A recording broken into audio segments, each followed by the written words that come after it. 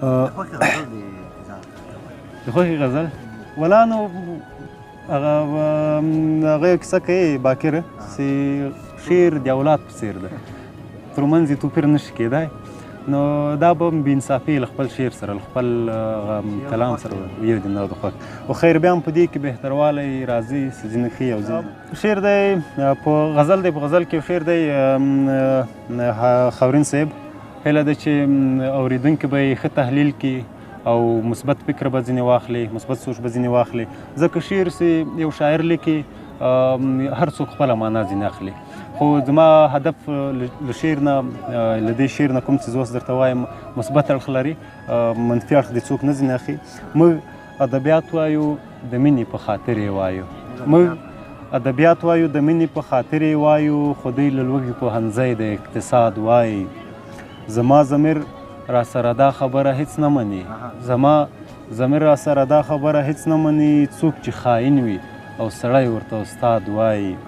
او تا راته کلی پرېښود ما درته ژوندون پرېښود تا راته کلی پرېښود ما درته ژوندون پرېښود قصاد نور څنګه وي همدغه ته قصاد وایي او قدر دې نشته په ژوندون په دې بې قدره خلکو قدر دې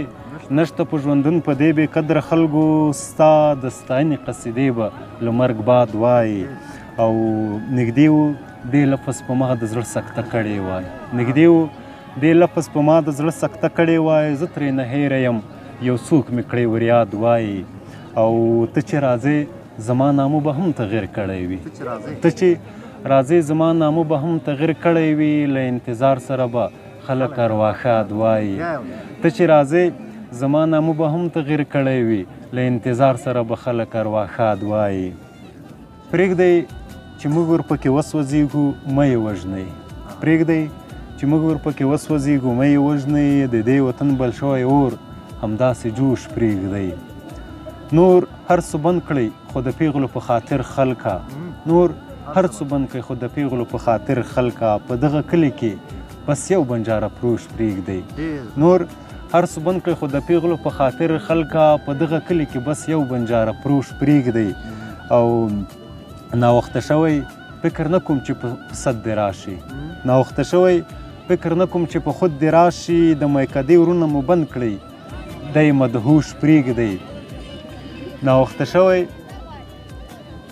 ناوخته شوی فکر نه کوم چې په خود دې راشي د میکدې ورونه مو بند کړئ دی مدهوش پرېږدئ مور یې ویل حالت یې هېڅ ښه نه دی پام پرې کوئ مور یې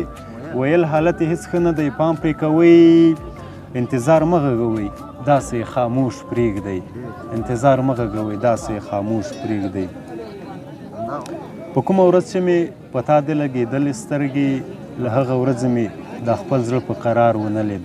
په کومه ورځ چې مې په تا دې لګېدلې سترګې له هغه ورځې مې دا خپل زړه په قرار ونه لید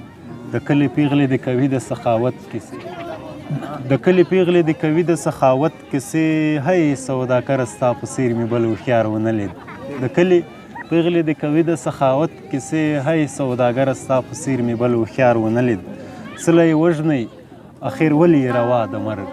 څله یې وژنئ اخر ولې یې روا د مرګ ما خو په دې وطن کې هېڅوک هم کفار ونه لید او بیا به ما به مې ځان د مرګ په تورې بلا وي خوړلی ما به مې ځان د مرګ په تورې بلا وي خوړلی بیا به نارې وهې چې چا خو انتظار ونه لید بیا به نارې وهې چې چا خو انتظار ونه لید